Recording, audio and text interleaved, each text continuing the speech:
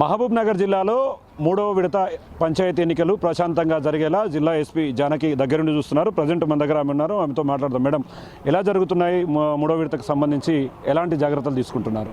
Okay, మనకు మూడవ విడతలో 145 గ్రామ పంచాయతీలు ఉన్నాయి. దీంట్లో 212 పోలింగ్ లొకేషన్స్, 1254 పోలింగ్ స్టేషన్స్ ఉన్నాయి. దీనికి సంబంధించి మనం 44 గ్రామ పంచాయతీలు క్రిటికల్గా సమస్యాత్మక గ్రామాలుగా గుర్తించడం జరిగింది. దీంట్లో మనం స్పెషల్ ఫోకస్ పెడుతున్నాం. ప్రతి మండలంలో మనకు అంటే పోలింగ్ లొకేషన్స్ దగ్గర స్టాటిక్ ఫోర్స్తో పాటు మనకు route mobiles, striking force, special striking force, అది కాకుండా కొంత రిజర్వ్ ఫోర్స్ కూడా పెట్టుకోవడం జరిగింది.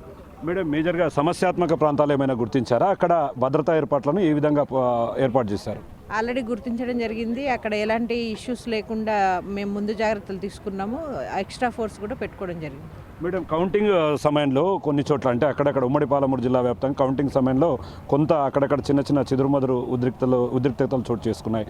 అట్లాంటి వాటి మీద ఎలాంటి ఫోకస్ పెట్టారు? అలా ఎవరైనా ఈ యొక్క ఎన్నికల నిబంధనలు ఉల్లంఘిస్తే ఎలా ఉండబోతుంది చర్యలు?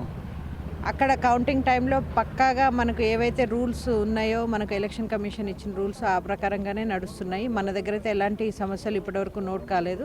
బట్ మేము కౌంటింగ్ సమయంలో ఎక్స్ట్రా కాషియస్గా, అంటే నెంబర్ ఆఫ్ ఓట్స్ ఎక్కువ ఉన్న చోట ప్లస్ మార్జిన్ తక్కువ ఉన్న చోట అక్కడ మళ్ళీ స్పెషల్ ఫోకస్ చేసి మన పోలీసు ఫోర్స్ను కూడా మళ్ళీ పెట్టుకోవడం జరుగుతుంది. చివరిగా వెబ్ కాస్టింగ్ అనేది ప్రధానంగా మానిటరింగ్ చేస్తున్నారు మేడం. వెబ్ కాస్టింగ్ ఏ విధంగా ఉండబోతుంది? చివరి ఫలితాల వరకు దాన్ని ఎట్లా మానిటర్ చేయబోతున్నారు? వెబ్ కాస్టింగ్ కంటిన్యూస్గా మానిటరింగ్ ఉంది క్రిటికల్ విలేజెస్లో, సమస్యాత్మక గ్రామాల్లో. వీటితో పాటు వీడియోగ్రఫీ కూడా కొన్ని ఇంకా క్రిటికల్ అనుకున్న వాటిలో వీడియోగ్రఫీ కూడా కలెక్టర్ మేడం చేయిస్తున్నారు.